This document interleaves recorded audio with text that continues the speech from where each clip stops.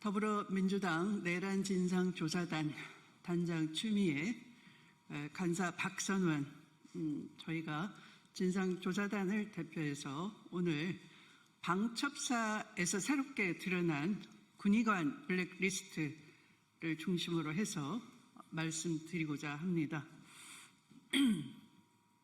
국군 방첩사에서 첫째 군의관, 두 번째 방첩사 조직 내부에 관한 블랙리스트가 드러났고 또 민간인을 사찰한 의혹이 새롭게 제보되고 있습니다. 이는 비상계엄 준비 일환으로 보이고 작성 관여한 방첩사 신원보안실 인원은 이후 보훈 인사의 특혜를 누리고 있습니다.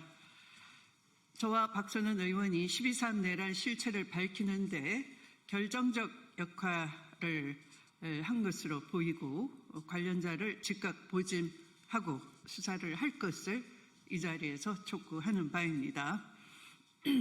상세한 말씀을 드리겠습니다. 첫 번째, 12.3 계엄 포고령의 제5조를 보시면 전공의를 비롯하여 파업 중이거나 의료 현장을 이탈한 모든 의료인은 48시간 이내 본업에 복귀하여 충실히 근무하고 위반 시는 계엄법에 의해 처단한다라는 규정이 있었습니다.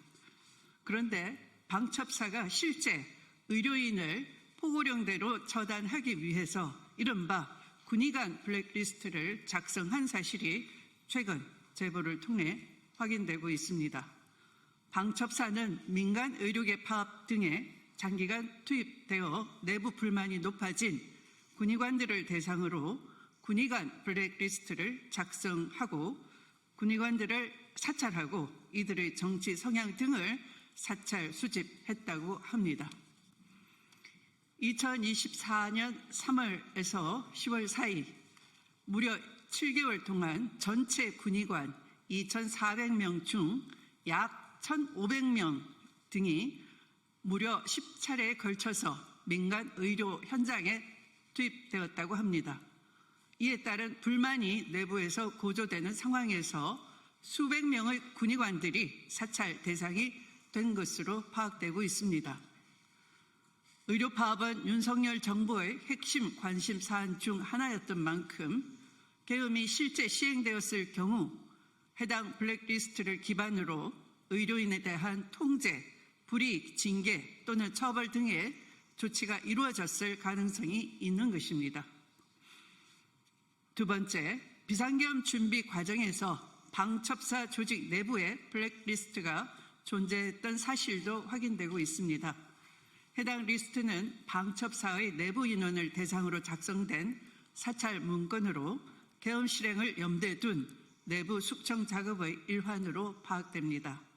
방첩사 조직 내부 블랙리스트는 23년 11월 여인영 사령관 취임 이후부터 본격적으로 작성하였고 측근 선별 작업의 일환으로 방첩사 소속 대령급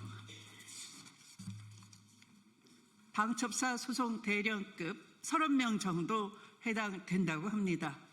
특히 문재인 정부 사람, 호남 출신, 민주당 성향 등 명확한 3대 기준으로 블랙리스트를 작성했다고 합니다. 방첩사 신원보안실은 방첩사 내부 대령급 인원에 대해서 첫째, 문재인 정부 청와대 경험을 했거나 둘째, 호남 출신 지역 연고가 있거나 세 번째, 친민주당 성향 인사들의 목록을 정리하는 자체 블랙리스트도 작성했다고 합니다. 한 예를 들면 A 모 대령은 업무 수행 능력은 뛰어나지만 문재인 청와대 행정관 복무 이력 때문으로 진급이 제한된다라고 적시했다고 합니다. 이 블랙리스트는 방첩사 내부 인사 조치에 직접적인 영향을 미친 것으로 보입니다. 실제 호남 출신이거나 민주당 성향, 문재인 정부 청와대 근무 이력이 있는 군인들이 인사상 불이익을 받거나 계엄 당시 강제 휴가 조치를 당한 정황도 확인되고 있습니다. 이는 해당 블랙리스트가 단순 참고용 문건이 아니라 실제 계엄 실행을 위한 치밀한 인적 통제 수단으로 활용되었다는 점을 입증하는 결정적인 증거로 해석됩니다. 블랙리스트를 작성한 방첩사 신원보안실은 방첩사 내부 인원에 대한 정보 수집 권한이 없음에도 불구하고 블랙리스트를 작성하고 대통령실과 국방부 최고위급 관계자에게 보고했다고 합니다. 세 번째부터는 박선은 의원께서 말씀 주시겠습니다.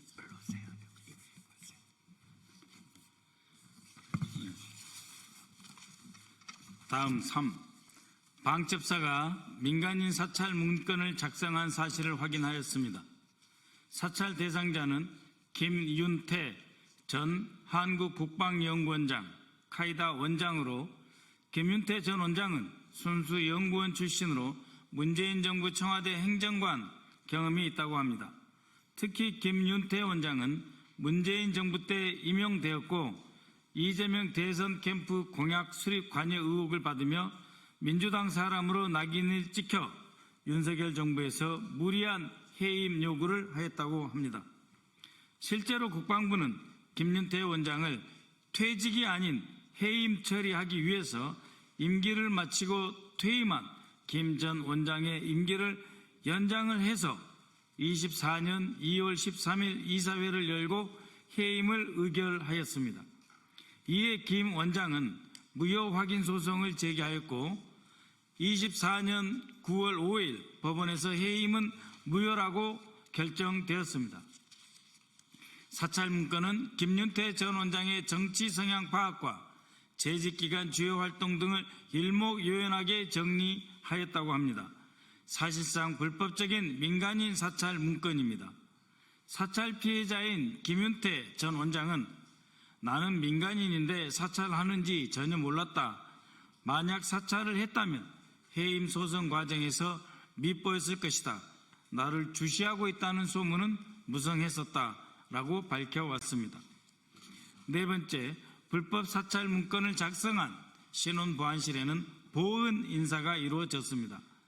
방첩사 불법 사찰 문건은 대통령실과 국방부 등의 상부 보고용으로 여인영 방첩사령관의 지시에 의해 방첩사 신원보안실에서 작성하였고 이들에게는 보은 인사가 베풀어졌습니다. 신원보안실장 나승민 육사 51기는 23년 1월 임기제 대령 진급을 하였고 24년 8월에는 육군 최초로 동일 계급으로 2년 임기 연장되었습니다. 신원검증과장 진모 중령은 충암고등학교 육사 58기로 24년 9월에 대령으로 진급하였고 이후 포천에 있는 수도권 군단의 방첩부대장으로 진출하였습니다. 또 다른 신원보안실 총괄 이모 육사 64기도 24년 10월 중령 진급 후에 수도권 가평소재 사단의 방첩부대장으로 진출하였습니다. 5. 지금까지 밝혀진 방첩사 블랙리스트와 민간인 사찰 외에도 이와 유사한 수많은 불법적인 방첩사 문건이 있다는 내부 제보가 있습니다. 특검 등 수사기관에서는 방첩사가 어떤 경위로 이런 문건을 만들고 누구에게 보고했는지, 실제로 어떻게 실행되었는지 실체적 진실을 밝혀야 합니다. 이러한 방첩사의 블랙리스트와 민간인 사찰 문건은 12.3 내란의 실체를 밝히는 데 결정적 역할을 할 것입니다. 더불어민주당 내란 진상조사단은 방첩사의 불법적인 문건 작성을 주도했는데 아직까지 어떠한 수사도 받고 있지 않은 나승민 방첩사 신원보안실장과 당시 신원보안실 진모 대령, 이모 중령에 대해서도 즉각적인 보직해임과 함께 철저한 수사에 착수해 줄 것을 촉구하는 바입니다. 고맙습니다.